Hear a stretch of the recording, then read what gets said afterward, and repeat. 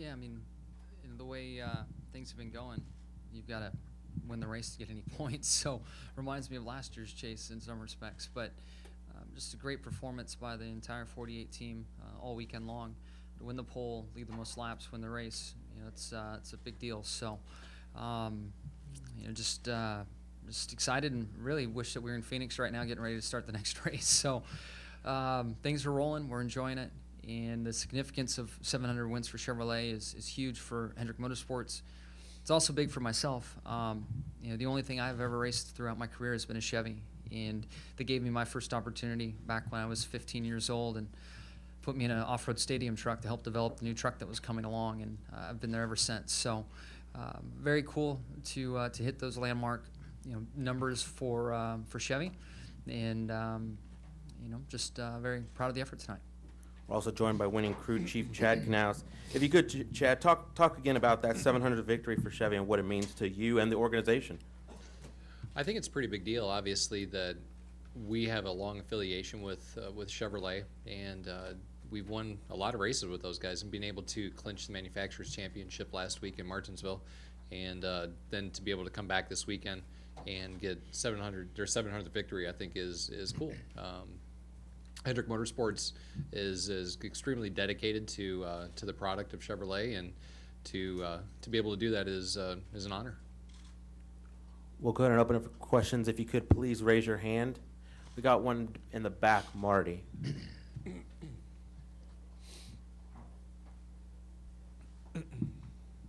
Nice beard. It's a fantastic beard. Thank you, Chad. Jimmie, those last few restarts were very physical. Brad and you both leaned on each other a lot. How would you describe what was going on there over the last 2 or 3 restarts? Yeah, it definitely was. And you're going to have that to a certain degree. I mean, on these big tracks, I was a little shocked by the commitment into turn 1. And I've joked before about driving in far enough to where I see Elvis, and we went past Elvis, and I don't know who was coming next, but the 2-car was coming up the track and took us both to the 4th and 5th lanes. So fortunately, we both stayed 1-2 and didn't crash, didn't lose a spot on the racetrack. But I knew he was serious about the race lead prior to that, and that took it to a new level. And that last restart, I was able to rally around on the outside and finish the pass. I came so close to finishing the pass, the restart prior, but I didn't get it done. And I made sure I got everything right on that last one and got by him. Mark Garrow, PRN, Jimmie. Just sort of following up on that, you're a guy that's known for being kind of calm, cool, collected kind of thing. What was your emotional state after that next to last restart? You pulled up beside him at the end of the backstretch there. Just where were you at that point? Yeah, I was, I just pointed at him and just wanted him to use his head. There's no sense in taking us both out in the process. I mean, if he was taking me out, you can count on the fact that I would have been in the gas and trying to take him with me. So, and it just doesn't need to come down to that. So, Brad also, after the race came into victory lane and shook my hand. So the cool thing about it is, we walked right up to that line, we got right to the edge, and then it stopped. And, he showed a very class move coming to victory lane and shaking my hand afterwards too.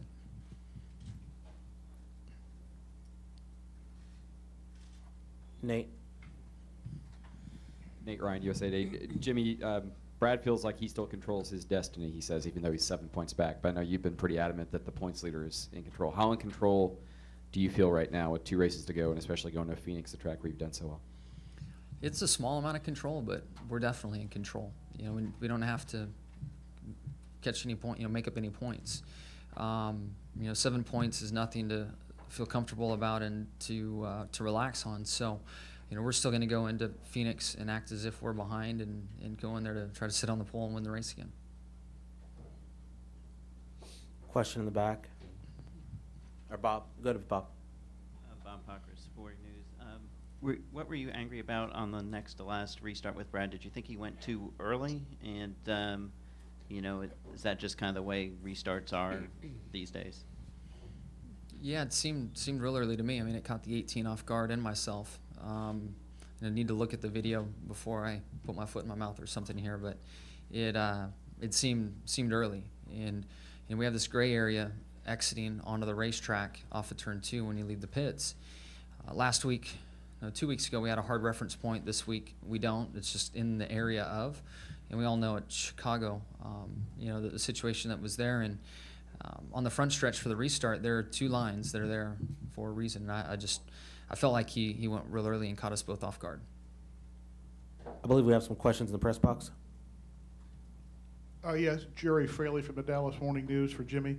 Jimmie, right after the race, you said the gloves are off. It's a bare knuckle fight. I know those are figures of speech, but is this the hardest you've been pressed coming down the stretch in a title run in your career, or the most competition you faced? Maybe the better way to put it. Yeah, I'm trying to remember. With Jeff in 06, no, it was like 07, 08, somewhere in there. I think we finished with a 4.8 average to win the chase and had to win, I think, 4 races in the chase. And Jeff was at a 5.0 and finished second to us. So it's in line with that year. I can't remember vividly what went on that year, but it reminds me a lot of that year. It's Terry Bliner, ESPN.com. Jimmie, on the last restart, did you think Brad spun his tires? It looked like you beat him to the line right there on the last restart. Did he spin his tires, or what happened there? Yeah, he spun him pretty bad. I was pedaling, trying to let him catch up as we got to the start-finish, and then he kind of surged past as right at it or just past it. And NASCAR's been aware of that in the past and allows you, if you give that nose back, you're in good shape. Are there any questions for Chad? Yes, up in the press box, so you can't see me. I see you, Jimmie. Louis Frank from Reuters and Speed Week. Chad, are you a little surprised that the 2-tire strategy of Paul Wolfe, seemed to work twice? Nothing surprises me anymore, to be quite honest with you. But I felt as though that was a gutsy call for sure. It worked midway through the race because everybody was kind of just finding their way and getting to the end. And quite honestly, I don't feel like that if the caution hadn't come out, it wouldn't have really panned out for them as well as what they had hoped. I feel like we were catching them pretty quickly before that second to last caution came out, and would have scooted by them pretty quickly. But I do think that they would have probably ended up solidly, second or third, even with that call. So that was a solid call on their part. But we've been racing pretty conservatively here the last couple weeks, and been able to get the laps led, and fortunately enough, been able to get the victories. So they'll have to continue to be aggressive to swing by us, I think. Monty Dutton, Gaston Gazette. Jimmie, at the end of the race, you had the tire advantage. Is there any way Keselowski could have stuck with you, being any less stubborn and ornery than he was? Well, I think, as Chad pointed out, I kind of forgot about it, but the restart where we put tires on and they took their 2, we took our 4, and I was coming fast. Got by the 18 and made up a couple seconds on them and was there. So I feel like our car and certainly the advantage of being on 4 was the thing. But we improved our car because previously I couldn't get by the 18 and I rolled right on by them and was heading after that 2 car. So I think we were in the offensive situation there at the end, and they were, had to protect because of the 2 tires, those last 3 restarts. Go ahead. Mark Garrigan for Chad. Chad, is the process of getting through each week and preparing the cars now the same as it has been throughout the other title runs, or are things in some way different or improved upon, so to speak? I think that's the goal, or I shouldn't say the goal. I think that's a good thing for the 48. Is everybody thinks that once you get to the chase, you got to ramp everything up.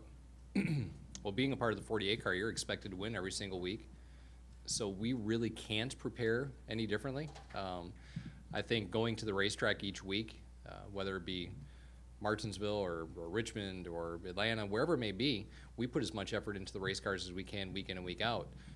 Once we get into the chase, we really can't do anymore. So we're really operating in our comfort zone. Where I think what happens to a lot of the other teams, it takes them out of their comfort zone. They try to do more. They try to push that little bit further. They do things that are outside the norm, and I think that's usually when people get in trouble. Are you impressed with how Paul Wolf and Brad, for their first run at the championship, have stayed this competitive at every level, physically and emotionally, and and the actual preparation of the cars? Oh yeah, they've done a good job. But I mean, you have to realize that's Penske Racing. It's not like that's some slouch team. I mean, those guys have been building good cars for a long time.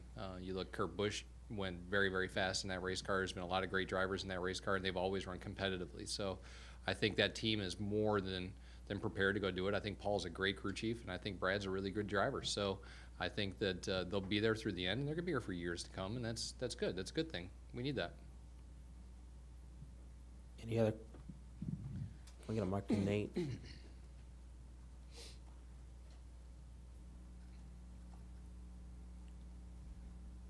For Jimmie, it's not the first time that that Brad has kind of irked you a little bit during the chase through Chicagoland. I know, going back to Michigan, it seems like the two kind of likes to play games with you guys. Do you expect that gamesmanship to sort of continue over the next couple of races, and how do you deal with it? I'm not familiar with Michigan. Chicago was just a thing of pulling up on the track early, and I said then and there that it didn't change the outcome of the race. So it's not, you know, those are more, I don't know what the word is. They're just the flow of the race and different little things that go on. But the way we raced this afternoon or this evening was that's a different thing. That's the first time that we've really engaged at that level and raced each other that hard. So, you know, and to his credit, he did a nice job of getting right to the edge, and we brought home race cars. You know, we weren't wadded up and looked like a bunch of fools over there and handing the 5 and the 15 a big gift. So, you know, that's a good thing.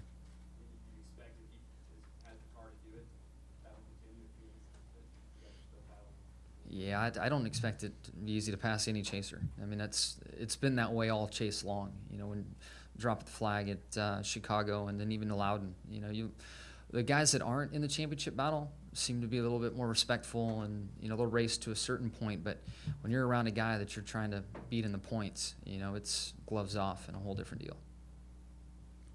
Question in the back. Janine Cloud, Skirts and Scuffs. You were in here the other day talking about not being superstitious, even after you had been sitting in the car after qualifying. And I heard a story about a lucky charm that was from shooting the gun. Could you expound on that a little bit, and are you going to take that to Phoenix with you? Yeah, when I shot the gun in qualifying, after qualifying, and put the shells in my little glove box thing that I have. And again, I'm not superstitious, but I'm just covering that base in case it does weigh into things. So I'm not, but we're going to cover every base. And I've set my alarm to 6:48. I get up every morning at 6:48, if not earlier. Microwave, I'll put it 48 seconds instead of a minute. But no, not superstitious at all. I don't know. Again, I don't. Phoenix is Phoenix. I don't think they'll stay in the car. I'm probably not taking the same car, so they won't go to Phoenix. Now you have me thinking about it. I might have to cover that base and take them to Phoenix. No, God, what would make you think that? No clue.